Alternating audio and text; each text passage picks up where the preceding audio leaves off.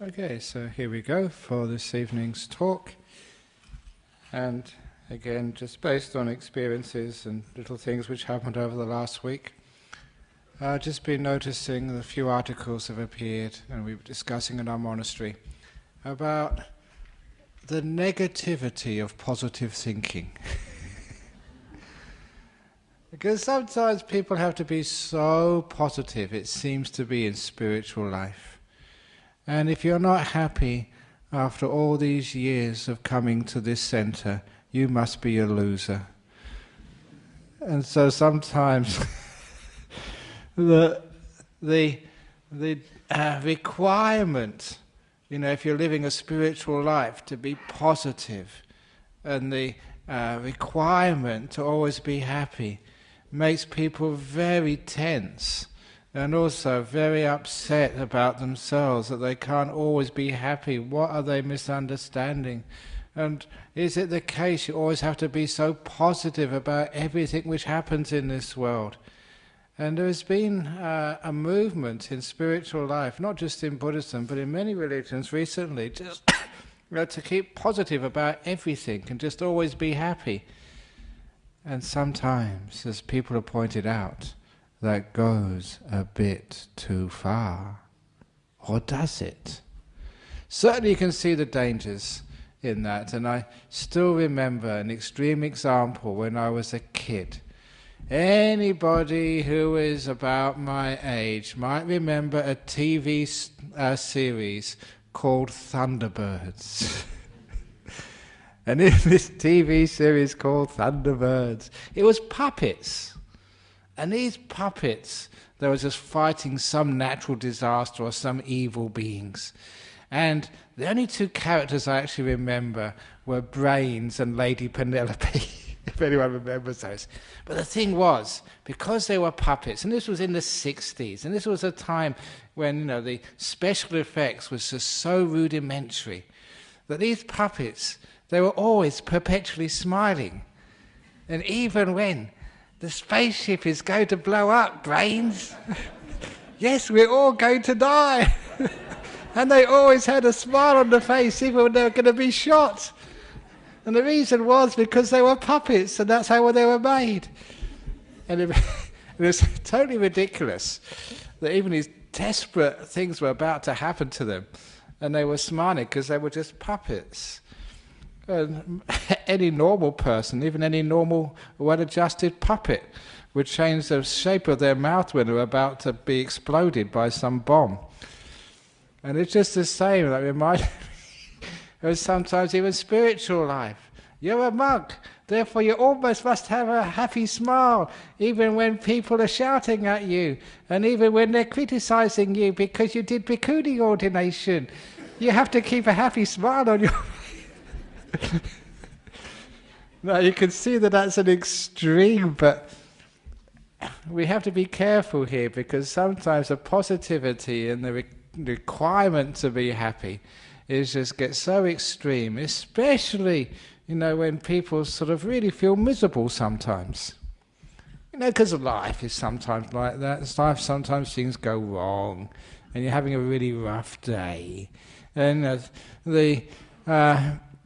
people don't do the right thing, or you get a speeding fine. I was told today that this is double demerits on Anzac weekend in Western Australia. So if you go through one red light, one flash, and one flash and your ash.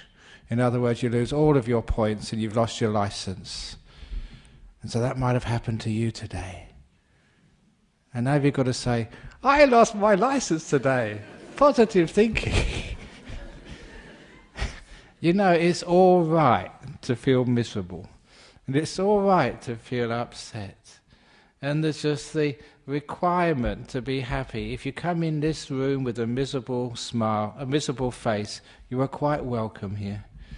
So you don't have to be happy. And you don't always have to be positive. Because, life is sometimes like that. Life is sometimes, pretty hard to bear from time to time. And so sometimes the desire to be happiness, the requirement to be positive, often just makes people false. They're not being really truthful. And as far as any spiritual life or religion, anything like Buddhism is concerned, truthfulness and honesty must come above all things. In other words, as I said here last week, you should never bend the truth to fit your beliefs. Rather, you should bend your beliefs to fit the truth. So if you believe, I'm a Buddhist, I must be happy, then when you're not happy, what are you going to do? You're just going to be in denial and say, yes, I've got to be happy. I've just got cancer. I've just been told I have to do some more chemotherapy, but I've got to be happy. Yuck. Because what that actually does, it means you're not being honest. You're being in denial. And that just creates more suffering, more pain in your life. And of course, that's not what a spiritual life is supposed to be doing. It's supposed to be relieving the pain. So first of all, please be honest to your feelings. If you're really feeling really fed up, just admit it. Admit you're not enlightened yet, you're not fully enlightened, so be yourself, because that's the first step towards enlightenment. That's the first step towards freedom, is to be honest. So sometimes the requirement to be positive, and the need to be sort of happy, gets in the way of truth, which means it gets in the way of progress on the spiritual path. So number one, we just have to be really, really honest. There's a story I read recently about a man who'd just woken up from his operation, just coming out of anaesthetic, and his wife was by his bedside, as you'd expect. And the first thing he said when he opened his eyes and he looked at his wife and said, "My God, you're beautiful." What a wonderful thing to hear from your husband when he just comes out of anaesthetic. He closed his eyes, and a minute or two later he opened his eyes a second time and said, "Wife, you're cute." She said, "What do you mean cute? You said I was really beautiful a few moments ago." And he said, "Yes, but now the drugs are wearing off." You've got to be honest, come on.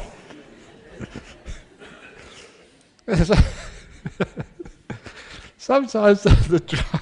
I'm going to get into trouble for that one, I'm sure. So like the drug of sometimes religion or spirituality can sometimes get in the way of truth. It's much better to be honest. But, and this is an important but, when we do experience like the truth of life, and it's difficult and it's painful, it doesn't go the way we want, first of all we admit it. And this is what life is. But then where Buddhism sort of kicks in, honesty, and then we always realize there's always something we can do about this. This is where the law of karma kicks in. Now this is a central part of Buddhism, law of karma. What the law of karma is, it's not looking backwards, I am hurting, I must have done something wrong. I've got I suffer from hay fever, always got sort of an itchy nose, and that must have been in my past life. I must have punched an enlightened being in the nose. And this is why I've got to suffer like this. And sometimes whenever something happens to us, we think, what did I do to deserve this? I must have done something wrong. And you look back in the past, but that is not what we mean by the law of karma in Buddhism. Yeah, that's part of it, but that's not the important part. The law of karma is, this is what I've got. I have a cancer, I've lost my partner in life, my kid's having trouble, I've lost my job, people are cheating me out of my money, I've just lost my driving license, my car has been stolen, and all these other things which might have happened to you today. Sometimes they all happen in the same day. But whatever, the law of karma says, well, this is where I am. What am I doing about this? And that is a sense of honesty with a little bit of positive thinking. The positive is, what am I going to do about this? The negativity is, what did I do to deserve this? This is really terrible, this is really awful, poor me, why did this happen to me? What have I done wrong? This is unfair, this is cruel, this life sucks. Now that's a negative thinking. And the real positive thinking is not sort of being in denial to the situation you find yourself in from time to time. It's being truthful to it. You're having a problem. It's a difficult thing to deal with. Where the positive stuff comes in is, What's the strategy to do something with this? So you don't wallow in the shit of life, and you make use of it. And you've heard me say this many times, the positive part of life is not being in denial to the truth of the difficulties and problems which we face from time to time. It's actually making use of those difficulties, admitting they're there. Yes, this is difficult sometimes, things don't go the way they should, or we want them to go, and it's sometimes even painful. Okay, now what are we going to do about this? So the positive part of it is making use of whatever comes along in life. And of course, if what comes along in life is very pleasant, enjoy it. You deserve to have happiness in life. It may sound like a banal thing to say, but many people, they don't allow themselves to be happy when it comes along. They think there must be something wrong, that they're happy. So if happiness comes, enjoy it. But when the pain comes and the difficulties in life comes, then we can make use of it. And I've often found, I think many of you will agree, it's those painful, difficult, problematical times of your life, these are the ones where we really can grow spiritually. This is the cold face of life, where the work is done, where we can really sort of grow in our understanding of what life is all about. The happy times are like holidays. So the painful times is the work of life, the spiritual work of life. It's a fertilizer which we can use, as I've said many times here, the fertilizer which we can use to grow. And so when there is that painful part, we admit, yeah, it's painful, it's difficult. Now how can we make use of this? How can we grow from this? How can we learn from this? And that is a positive. And Buddhism has given me, and hopefully many of you, many sort of strategies to make use of the difficult things in life. At the very least, it teaches you that those difficult times of life don't last forever. They change. Now that's an obvious thing, that this too will pass, the pain doesn't last forever. But many times when you really are in the shit, when things are going very difficult for you, you forget. And because you forget, sometimes you think, I cannot endure this any longer. The pain of the chemotherapy, just the shame of being put in prison, for some crime which anyone could do.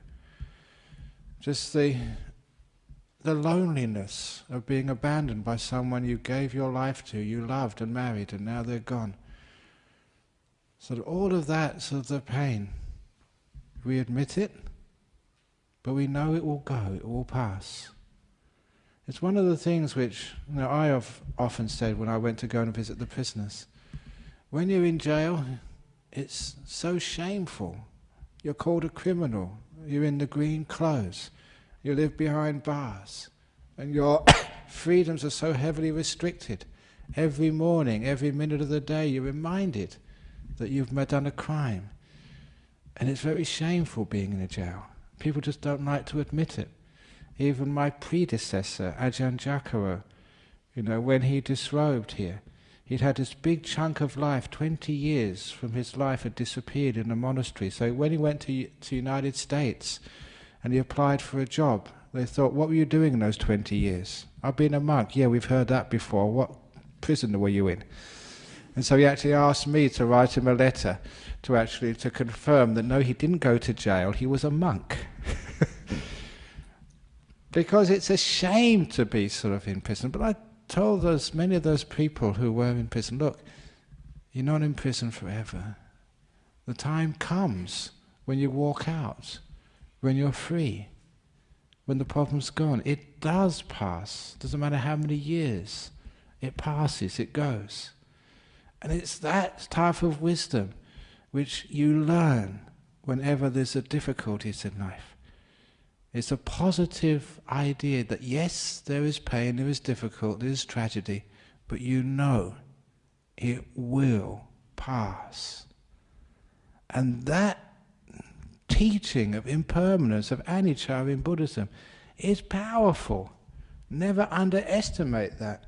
And what that means is, you are taking a painful experience and you're lessening its sting.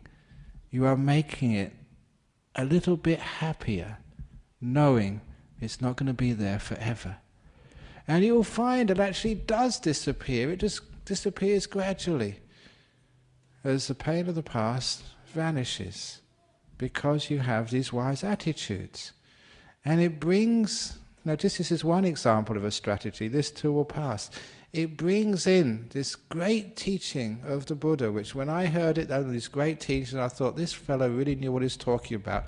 And it wasn't just, some metaphysical enlightenment which you're going to get a long time down the track and just you're left sort of just wallowing in the truths of life in the meantime. These were strategies and teachings which just made sense, which everybody at every stage of your practice can apply, and that was a great simile of the two arrows. He said that it's like when you're suffering, when you're in pain, when there's a difficulty in your life, there's like two arrows inside you. The physical arrow and the mental arrow. So the physical arrow you can't do much about. Disappointments happen in life. Sicknesses happen. It doesn't matter just how much brown rice and veggies and exercise you do, you get sick. And that's for me, sort of, some of the food I eat is all types of rubbishy food. Now every morning, one thing which I really like in my tea is sweetened condensed milk. Or if not that, like long life milk. And that's why I'm healthy, because it says long life milk. That's the secret of living a long age. You drink lots of long life milk. It says it on the packet, long life milk. But sickness will come to me. I'm not going to avoid it forever. We all get sick from time to time.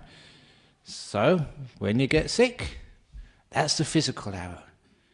When you lose your job, that's the physical arrow. When sort of something happens to you, people criticize you, that's a physical error. He says, we're going to accept that. That's part of life. Each one of us will meet that from time to time. And number one, look, it's not your fault. Doesn't matter what you do, you're going to get sick, you're going to lose your job, you can have arguments with your relationship, some of you are going to get divorced, some of your kids are going to just call you all sorts of terrible names. That's life. It happens. But the mental arrow is just what we add to that with our mind. And I already mentioned one thing, guilt. That's a mental arrow which many of us have. You're in a relationship, it falls apart and you think, what did I do wrong? A lot of time, nothing. You did nothing wrong. This is what happens with relationships. Sometimes they last, sometimes they don't last. It's not your fault. It's not their fault either. And sometimes it just doesn't work out. The karmic causes aren't there. So don't blame yourself on these things, because the blame is adding another arrow, the mental arrow, to the suffering of life. Or you lose your job. You think, losing my job, why did I get sacked? What did I do wrong? And sometimes nothing wrong. It just happens that sometimes you lose your job. But you don't add that mental arrow of guilt. You don't add the mental arrow of anger either. Someone has cheated you. Or sometimes you did get sort of caught speeding today and double demerit points or whatever else happens today. Now why get angry about that? That just adds another level of suffering onto the problem. And one of the nice things about that teaching, you've got the physical arrow, that just happens in life. But the mental arrow, that is something which you add on to the problems of life. And it's a mental arrow which, in Buddhism, we try and focus on to make sure we never get hit by that mental arrow to begin with. If we do, we can take it out pretty quickly. So in life, you've only got sort of the physical suffering. We're realistic to that, it exists. We don't have a sort of a positive sort of denial to the fact that life sometimes doesn't work out the way we want it. It's very painful and difficult to bear. We accept that, but the mental arrow is what we really work on. So we take out the mental arrows of guilt, of anger when we blame other people. Remember what anger and guilt are, they're just two sides of the same emotion, and two sides depending on where you direct it to. Direct it to yourself. Anger towards yourself is called guilt. Stupid me, why did I do that? I shouldn't have said that. Why did I keep on doing that? That's anger towards yourself, and you know what anger towards another person, it's your fault. Why did you do that? You stupid girl, you bad woman, you bad boy, you bad dog. Why do you keep blaming the dog? The dog's just a dog. That's what dogs do. I mean, they've got to poo somewhere, and if it's in your carpet, well, they don't really know what's going on. What's this nice place to poo, that's all. I remember like the cats in our monastery, we've got a couple of cats, and where they like pooing is in sand, because if you come to our monastery, Bodhinyana Monastery, or down in Serpentine, you know, in there, it's gravel. And no, imagine a cat trying to sort of dig a hole in the gravel to sort of, you know, to do its business.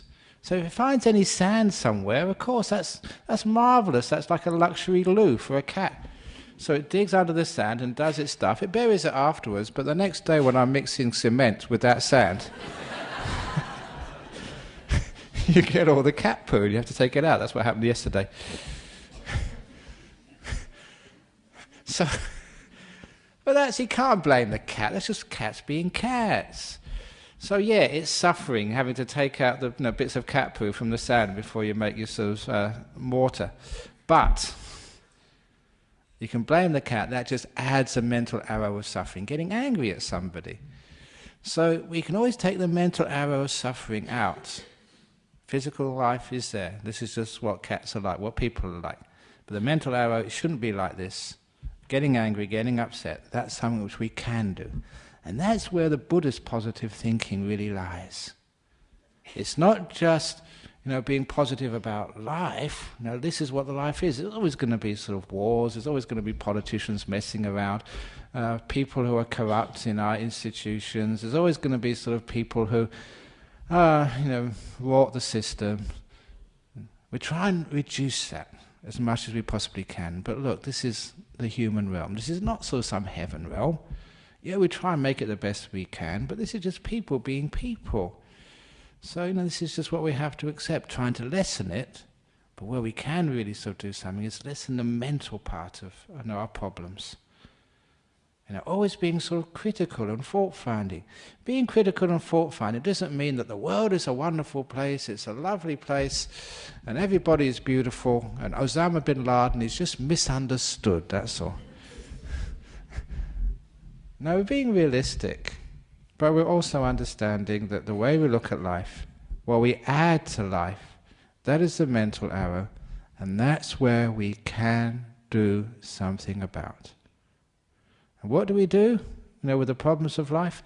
This is a situation, what type of karma can we make? And bringing in the law of karma here, what do we do with what we've got? So we don't add an extra mental arrow. This is where understanding the law of karma is not acting out of greed, hatred and delusion. These are what called the defilements of the mind, what causes bad karma to happen. So what greed is? It's like just, controlling, wanting, desiring what you can never really get. So limiting sort of your greed in life, understanding this is what life is like, you have to just accept this and don't want too much out of life. If those of you who were at the chanting a few moments ago, before we started the meditation, we chanted the Metta Sutta, and it's in English, to be content and easily satisfied, not demanding in nature, were some of the words which were said in that. And those are words which really stand out for me. Because in our modern life, how many of you are content and easily satisfied and not demanding in nature? And the reason why we're not, we watch too many advertisements, too many sort of people think that you can only get on in life if you get more and more and more. And you have to demand things, and don't be so easily satisfied in life, because if you're too easily satisfied, you're not sort of seeking excellence. I know that somebody sort of complained to me about this. What about the pursuit of excellence? You can't just be too content, otherwise you get lazy. You've got to move forward and strive and reach for the heights. Oh, come on, you've been there and done that. It just gets you stressed out. And what do you mean by excellence? For me, excellence is peace of mind. is this beautiful inner contentment. To me, that's excellence. So yeah, I pursue excellence by not pursuing, by just letting things be and being content and easily satisfied. And look at our situation in our world today, because we demand so much. I often say, look at the big houses which are being built. Please build smaller houses. You don't need such a big house. It's big mortgage, big problems. And again, it separates you from the people who live in the house. Small houses, you're all together. So why do we want big things? Why do we want, big cars? Why do we want sort of designer clothes? Look at my robes. I've got a patch in the back. And that's what I do when I sort of tear the robe. You put a patch in it. Look at my bag. There's so many patches in my bag. One here, one over there. But it's all patches because it's a wonderful sort of example. That actually when I was a kid I had patches in my jeans because I was really poor. And now they're actually fashionable. So I had actually tears in my jeans. My mother was really upset when I had patches in my jeans, especially when a police car stopped once and asked me to get in because they thought, I was robbing something or other. I said, no, I'm a student. And that's what you did in those days. Well, it's only a few students. But now it's actually fashionable. You go to the store and actually you get, pre-torn jeans to wear. So, have a few patches in your clothes when you come in here. This is starting a fashion trend. Maybe it actually can start like a Dhammaloka designer label for your clothes. Buddhists with patches in and tears in, because they're living simply. But anyway, by living simply and just not having a few things, it's not being demanding in nature. So what we're doing, we're adding this beautiful sense of simplicity as an act of karma. So we don't need very much, we don't want very much. So whatever happens in life, our karmic response is say, well, I don't need that much. I can live simply. If I lose my job, and if somebody cheats me out of my money, that's okay. I can add this wonderful sense of not wanting and not desiring and being content with little as part of my strategic response to the difficulties of life. And even, you lose a partner. Living alone is okay. Living with people is okay. It doesn't really matter whether you're alone or with other people. It's just how you deal with that. And I've often mentioned here, I'm alone many, many hours of my day. I live a very weird life. I'm alone for so many hours in my cave where I meditate. And every Friday afternoon I stand in here in front of 300 or 400 people. I go to extremes of aloneness and being with people. And when you go to overseas, sometimes thousands of people you're talking to, and you're on a camera there, and that goes to I don't know how many tens and hundreds of thousands of people. So it's really weird being a monk. One moment you've got no one around, the next moment you've got everybody around. But it doesn't matter, because you're just content with being alone or being with people. So when you learn about contentment, not being demanded, that's a love part of karma. It doesn't matter what happens to you in life. You can always be content. So that way you're not dependent on things or people being there for your happiness. You've taken out that mental arrow of attachment, demanding, and always having to have things as a crutch for your happiness. When you take out that mental arrow and you understand the law of karma, well, yeah, I'm with people, that's fine. Yeah, when I'm alone, that's fine. It's taking away the mental arrow of this is wrong, this sucks, this shouldn't be that way. Now that's a type of positive thinking which doesn't be in denial of the situation you're in, but which makes use of it in a positive way to create a less suffering and a more happiness. So you've lost a person who's very dear to you in life. They've died. So what do you do about that? If there is sadness, you accept it, you know it's going to pass, but in the meantime, it's a wonderful learning experience in life that people aren't always going to be here. A good example of this is how I was trained to look at these problems, to learn from them, to grow and become more wise. Ajahn Chah would pick up a glass This is, the cracked glass simile. I haven't done this for a while here, but he'd pick up a glass and say, "Can you see the crack in the glass?" And I'd look, "Can you see a crack in the glass, Jenny?" And I looked, I couldn't see any crack in the glass. "You're crazy, Ajahn Chah." I always thought he was a bit mad. But, that was when I was young. I realised just how smart the fellow was. It was me who was crazy and mad. And I said, "I can't see any crack." And he said, "Oh, yeah, but it's there. It's microscopic. It's there because one day someone's going to drop this or kick it. And that microscopic crack is going to open up and the glass is going to shatter." He said, "We call that a fragile glass because it has the potential to break. It's got the microscopic crack already in there."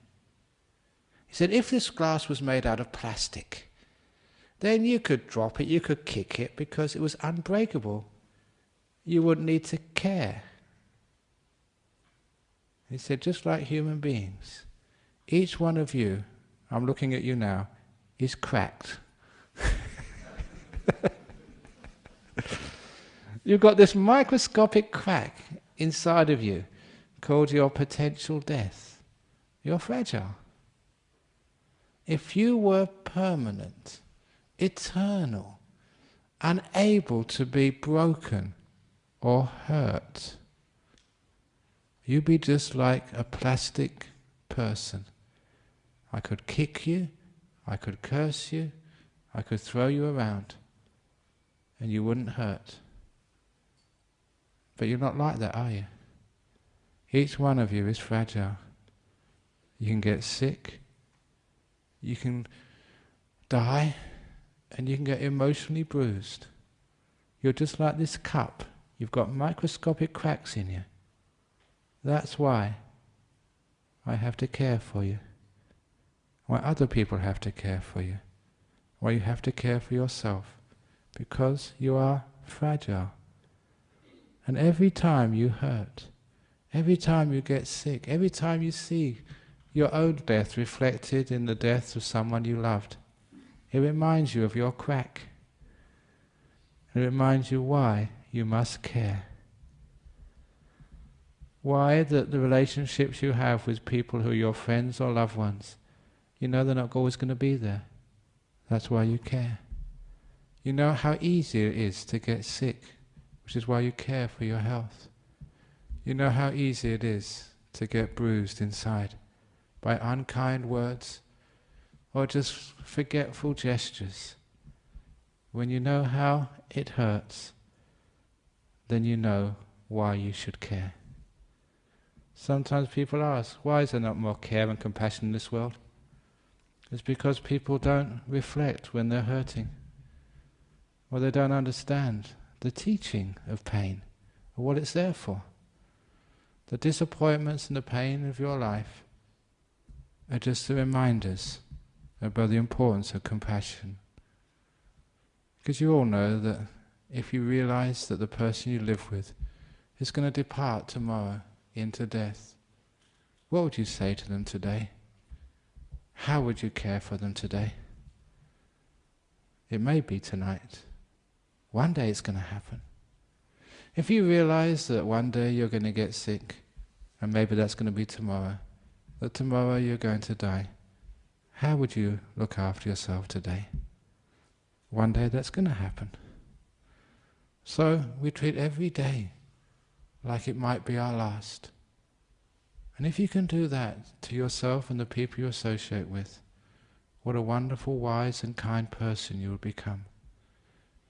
It's reminding yourself about the cracks of life. You're not in denial. You're not in the positive thinking that plastic, a glass will never crack or break. You're never in denial about your fragility or the fact you're vulnerable and you do hurt. And other people hurt as well. You remind yourself of that. And every time there is pain, disappointment, tragedy in your life, it's another reminder how important it is to be compassionate and kind and forgiving and look after one another. And also to be kind, compassionate and look after oneself and be forgiving. So this is how we change our attitudes towards the difficulties and pain of life. Not denying it, keeping it sort of the positive response to the negativities of life. And there we do actually learn and grow from these things. And other people who see us when we do learn and grow say, well, they're a happy person. And they think, you're a happy person. Ajahn Brahm, you're a happy person because you live as a monk. You don't have to live in the world like us. You don't have to worry about getting speeding tickets and struggling to survive and pay the bills. You don't have to worry having a husband, having a wife, having kids. What do you mean? I got a whole bunch of kids at my monastery. The anagarikas, the monks, you got the nuns down at... Of course you have the same sort of... It's interesting if you ever come and stay at the monastery and actually sort of come and just see. It's like a family, like any other sort of group of people. But the reason, sometimes people say, oh, Ajahn Brahm, you're happy because you don't have any worries or responsibilities. People think that, just go in the monastery and just sit meditation all day. No, you have your crises, someone goes a bit crazy, you have to send them to a hospital, somebody goes around with a knife and cuts somebody else. That was a couple of weeks ago. The monastery is like any other place. I would know that we've really made it and made an impact in our Western world, especially in Australia, when the ABC does their first sitcom of a Buddhist monastery. They haven't done one yet. They've done sort of in hospitals, in police stations. You got, I think, the bill. You've got sort of emergency room. Sort of, Bodhinyana monastery, or obviously they call it monkey business or something like that. And I'd have a sitcom of what happens in the monastery. I could write the script. I've got many ideas which we can actually do. But actually, on that sort of subject, our biggest franchise, if anybody really wants it, if anyone knows anyone in the movie industry, because I said this to somebody last Saturday, and because I saw this, it was a bit of a steal from a cartoon I saw in a Thai newspaper when I was first a monk. It stopped soon afterwards. It was Super Monk. Now, not Superman, not sort of Iron Man, not sort of Batman, but Super Monk. Because Super Monk was a great character in the cartoon because he could fly through the air, had all these psychic powers, and so we'd stop all these great tragedies and terrorist attacks. But in the end, he wouldn't other Superman throw people in jail. He'd just give them the 5 precepts, and they'd become Buddhist monks, and everyone lived happy ever after. It's a wonderful ending, just with a bit of spirituality, but a bit of of the argy-bargy necessary in movies. So anyone who knows anyone in the movie industry, Super Monk would be a great franchise, something new they haven't seen before. And Buddhist Society gets 10% of the revenues. But how did I get into that? Super Monk. I forget how I got actually into that. But this is just a way we can deal with the difficulties of life. So if they think I'm a super monk, or the monks are super monks, or the nuns are super nuns, they're just ordinary human beings. But because we practice these teachings, we do experience the difficulties and pains of life like anybody else. There's disappointments, things which don't work out the way, criticisms. But because we've learned how to accept and be honest with the difficulties in life, and to take out the mental arrow, it shouldn't happen, and being sort of negative towards life, but having an understanding that yes, there's something which you can learn from this, something you can grow from this, that something becomes our teacher, becomes our motivation to learn, to love, to be wise, to be kind. Because we use this, our happiness levels actually do go up. The mental happiness, even though the body may be in pain. The sense of joy, even though things might be falling around you. And even in disasters.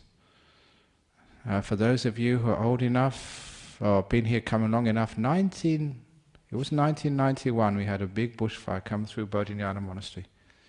Trees exploding. And I was right there fighting the fire. It was dangerous. It was the hottest day ever recorded in Western Australia that day. 2 weeks later, it exceeded it, but still it's the second hottest day ever recorded in Western Australia when a fire hit our monastery in the bush. I was there at the time.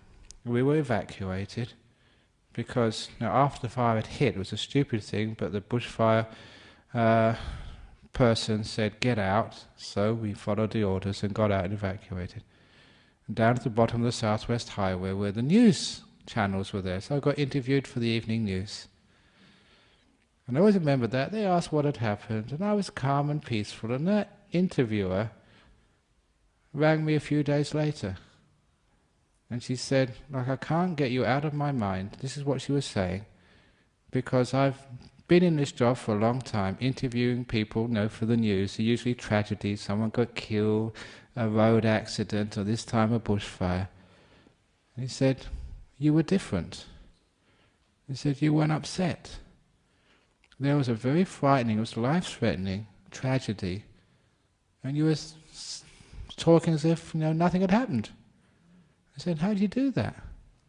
And she was really fascinated that there was a situation you were right in the middle of, and you were dealing with this with no pain. As mentioned, the mental hour, you've taken that out. Physical, yeah. At that time, and this is totally honest, I thought that monastery had been totally destroyed. Next day we went there, I couldn't believe that it had survived. Even one of the chief fire officer from Perth, he came to inspect, and I still remember him walking past one of the huts, inspecting it, looking underneath it, around it. He was silent, I was just taking him around, and he turned to me afterwards and said, Brahm, this shouldn't be here. It was there. So, it was a miracle.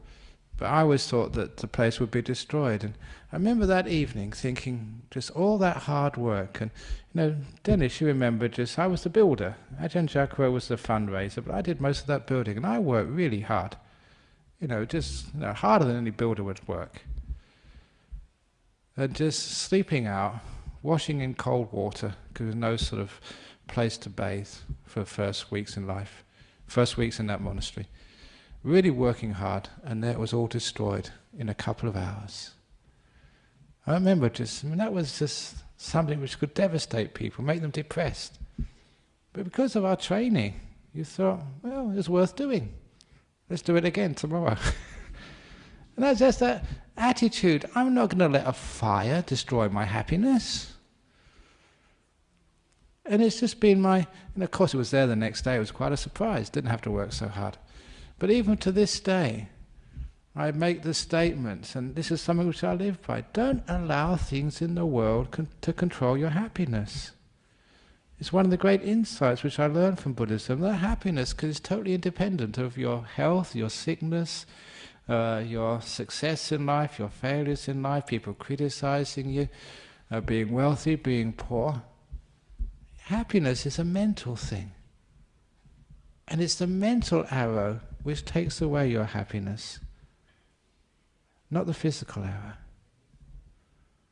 So it's something you can take out. Happiness, you can be happy, no matter what you experience in life. Unfortunately, I've been around long enough in Buddhism to see people actually do that. People who should be in great pain physically, and they have got a smile on their face, and they're not puppets from Thunderbirds. They're real people, they're not in denial. I remember one story. You remember, those of you again who've been here a long time, Ratana, this Thai girl, who really helped out our monastery in the early days, one of the close supporters, and she got lung cancer. And in hospital, I think it was King Edward Memorial Hospital, she called me. She just got the diagnosis, the biopsy back. She had lung cancer. It was not curable. Not much point for chemotherapy or radiotherapy. She was going to die. She had 4 young children. The youngest was Joseph, about 8 or 9 at the time, roughly about that. So she called me. So as I was building at the time when I got the message, so I dropped whatever I was doing, got in the car and went to the hospital. And as soon as I went into her room, there was a lady who'd taken out the mental error. She was in the room laughing and just said, well, this is what I want from the funeral and this is what I want to do. And she was so open about this. It was just a wonderful, refreshing thing to see that there was someone who'd been following these teachings for such a long time and internalized them, and there was a case, you've just an hour before being told you're going to die, and there's no possibility of any with any recovery. And she was so at peace and so happy, laughing and cracking jokes. The joke she said, when you go back to this temple here, please tell all my friends, the Thai ladies, don't come and visit me yet. Come and visit me later, when I'm in my box. She said, that's when they can come and visit me. Laughing all the time. So, we talked about, the arrangements and everything, and then when I walked out of the room, actually not the nurse, not the sister, but actually the matron was actually the head nurse was actually waiting for me, this very old nurse. And she said, I'm so glad you've come. Can you come in my room, please? I said, yeah, what? I said, she's in denial. She's not admitting she's going to die. I said, what do you mean? She's just been telling me all the funeral arrangements. No, she's in denial. She's not crying. She's not screaming. She's not upset. And that was a wonderful experience for me, because that was early on in my life here. It's the first time I saw someone just not understanding that this was not denial. This was total acceptance. Taking out the mental error that there was someone in a very painful situation, lung cancer. Know you're going to die. You're going to sort of leave kids. I think the youngest. And she didn't have a partner. She was a single mum. And she took it so beautifully. And I had to explain to the sister, look, this is what Buddhists are like. The really ones which have, understood these teachings. She's taken out the mental error. It's a waste of time crying and screaming about it. Yet it's not usual, but it's not denial. There's a person in a difficult situation who said, let it be. Can't change it. Let's make the most out of this. And she died so beautifully. At the funeral, I remember the doctor saying to us, she died with grace. Beautifully, wonderfully. Now that was an example that these things which I say are just not all theory. They actually work. Now this is what we mean by a positive attitude. If there's something you can do to solve the problem, please do it. And this is how I practice. We had clay trucks coming past our monastery a few years ago. That was a problem. And I fought that for years until we wore the clay company down, the brick company down. So we won eventually. It's something you could do. So you did do it. If we'd lost, we'd lost. But even in that, I always remember just Ajahn Sujata was my secretary at the time. When it came to Christmas time, he wrote all these Christmas cards wishing well to our opponents in all these court cases. Now that was really a nice thing to do. It was that's a Buddhist thing to do. Just because you're having a court case, with a brick company, doesn't mean you can't love them and be kind to them and send them Christmas cards. Not through the lawyers, directly, to their addresses. And that was beautiful. I was really proud of him for doing something like that. That was a very nice gesture, very Buddhist. So you can see, even in those situations, you can actually still take out the mental arrow of anger or ill will. That doesn't help. Because whatever's happening, you've got cancer or you're in a court fight, never allow that situation to take away your happiness. Never allow sickness, death, disappointment to take away your happiness. You can do that. I've seen so many people do that. And the very possibility shows you what happiness truly is. And positive thinking is not about denial. Positive thinking is being realistic to the nature of life, understanding the law of suffering, but understanding that that's physical, that's the world. And the main part of suffering is in your mind, the mental reaction you have to life, the mental arrow. You take that out and don't allow sickness to control your happiness. Yeah, you're tired. Yeah, you're weak. You're in pain. I've seen people become happy. I know that myself. It's possible. When you take out the mental arrow, that happiness is possible. And it's not just a fake happiness of the puppets. You're not just putting that smile on because that's what you think you have to do. This is real. It comes from within. The mind is a forerunner of all things, said the Buddha. It's a chief. It's the main thing. And that's what you learn by coming to places like this. And you'll surprise yourself, and you'll surprise your friends and relations and other people.